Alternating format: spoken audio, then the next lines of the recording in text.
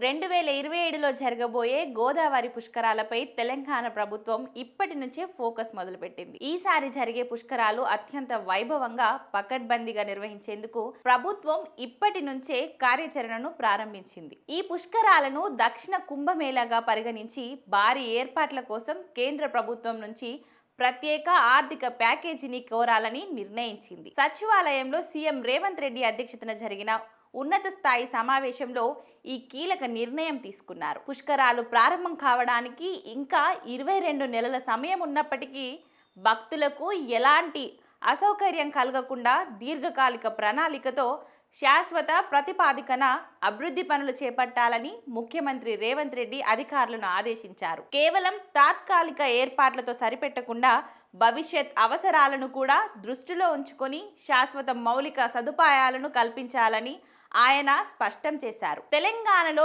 గోదావరి నది ప్రవహించే బాసర, కాళేశ్వరం, ధర్మపురి, భద్రాచలం వంటి ప్రధాన పుణ్యక్షేత్రాలకు అధిక సంఖ్యలో భక్తులు వస్తారని, అందువల్ల ఈ ప్రాంతాలలో అభివృద్ధి పనులకు తొలి ప్రాధాన్యం ఇవ్వాలని ముఖ్యమంత్రి రేవంత్ రెడ్డి సూచించారు. రోజుకు 2 లక్షలకు పైగా భక్తులు వచ్చినా తట్టుకునేలా రోడ్లు, పార్కింగ్, తాగునీరు, స్నానఘట్టాలు, వసతి వంటి సౌకర్యాలను కల్పించాలని అన్నారు. రాష్ట్రంలో గోదావరి నది సుమారు 560 కిలోమీటర్ల మేర ప్రవహిస్తుండగా 74 ఘాట్లను పుష్కరాల కోసం సిద్ధం చేయాలని ప్రతిపాదించారు. ప్రతి ప్రధాన ఆలయం ఘాట్ వద్ద క్షేత్రస్థాయిలో పర్యటించి స్థానిక అధికారులు, ఆలయ కమిటీలతో చర్చించి సమగ్ర ప్రాజెక్టు నివేదికను తయారు చేయాలని అధికారులకు సూచించారు. ఇతర రాష్ట్రాలలో కుంభమేళా, పుష్కరాల నిర్వహణలో అనుభవం ఉన్న కన్సల్టెంట్ల సేవలను వినియోగించుకోవాలని ముఖ్యమంత్రి సలహా ఇచ్చారు. ఈ భారీ ఏర్పాట్ల కోసం స్వచ్ఛ భారత్, జల్ జీవన్ మిషన్ వంటి కేంద్ర ప్రభుత్వ పథకాల నుంచి కూడా నిధులు సమకరించాలని